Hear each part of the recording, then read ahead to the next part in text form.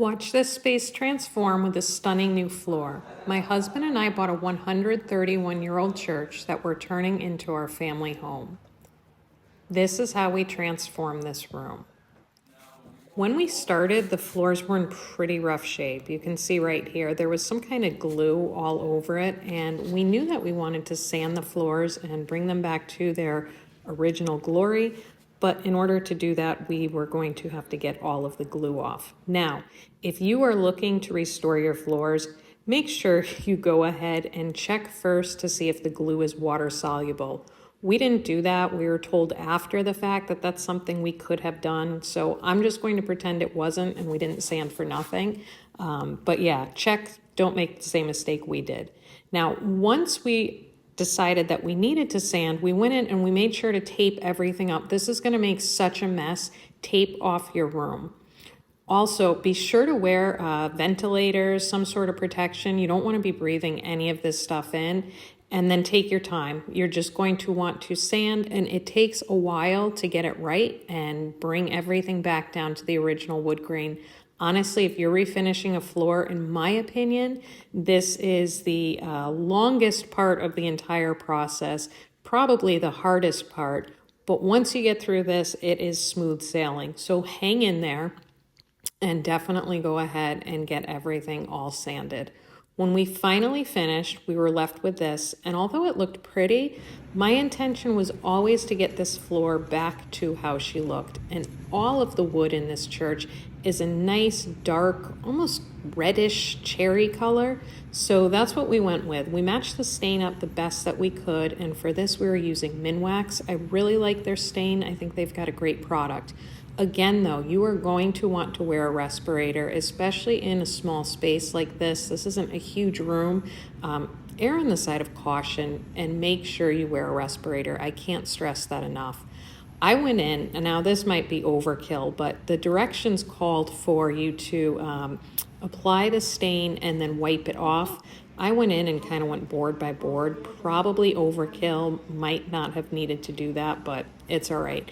I wanted to make sure that I got this perfect. So I really took my time with this, and I would do a little section, and then once I was happy with that section, I would go back and wipe, and it took some time, but it was definitely worth it. Now, another little thing, and I know this sounds super obvious, but start at the furthest point from your door and work your way out of the room.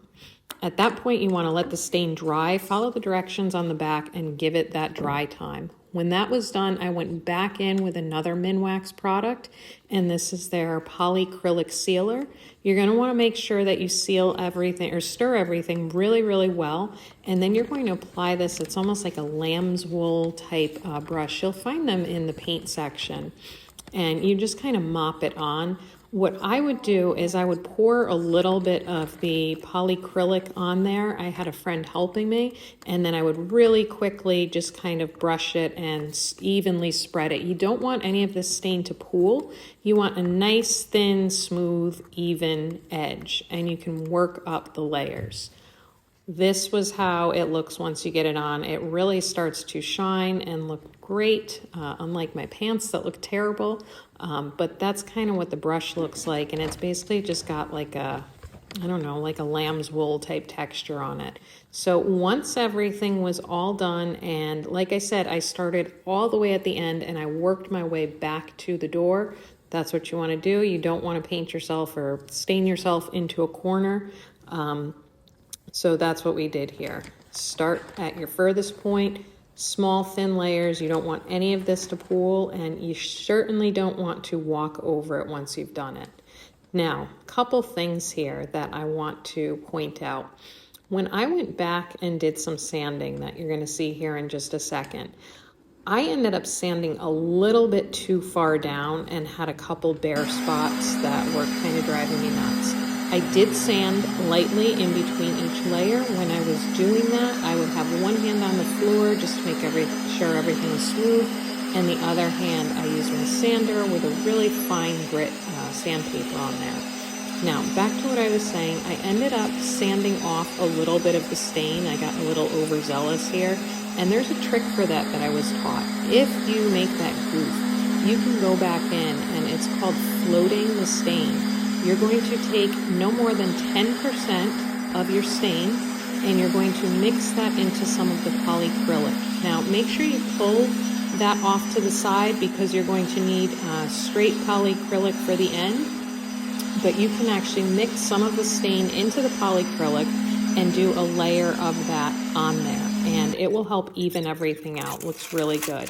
Now, after everything was cured and dried, we went in, surprise, and framed out the room. We plan on turning this into a half bath, and this is us going ahead and pulling off the paper. And now wait until you see the reveal. So remember, this is where we started. It looked absolutely terrible. You can see how bad the floors were, really, really rough shape. And here's a close-up, just so you can see. I mean, this is rough. And here we are now.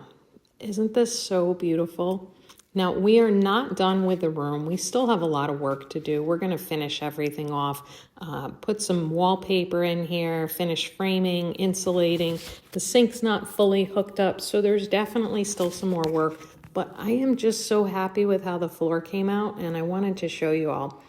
This is something I had never done before. And honestly, I didn't think I could do something like this, but I'm going to tell you, if you have patience and you're willing to take the time, don't skip any steps, just do everything as it calls for on the directions. You can find lots of great tutorials too. I think you're going to have a lot of success with this. Honestly, on a scale of 1 to 10 for difficulty, I'd give it like a 2 or a 3. There's definitely some things that I learned that I probably would have done a little bit differently, but overall, I feel like you can get pretty good results not knowing what you're doing, which is exactly how I went into this project.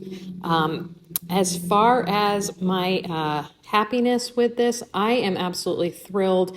10 out of 10. I am so glad I did this. Again, this was not something I thought I could do. Had you told me I would be refinishing a floor, probably wouldn't have believed you, but I am thrilled. I highly recommend giving it a go. I think you might just surprise yourself like I did. So yes, we've still got a lot more work to do on the bathroom, but I just wanted to show you where we're at right now because I absolutely love it.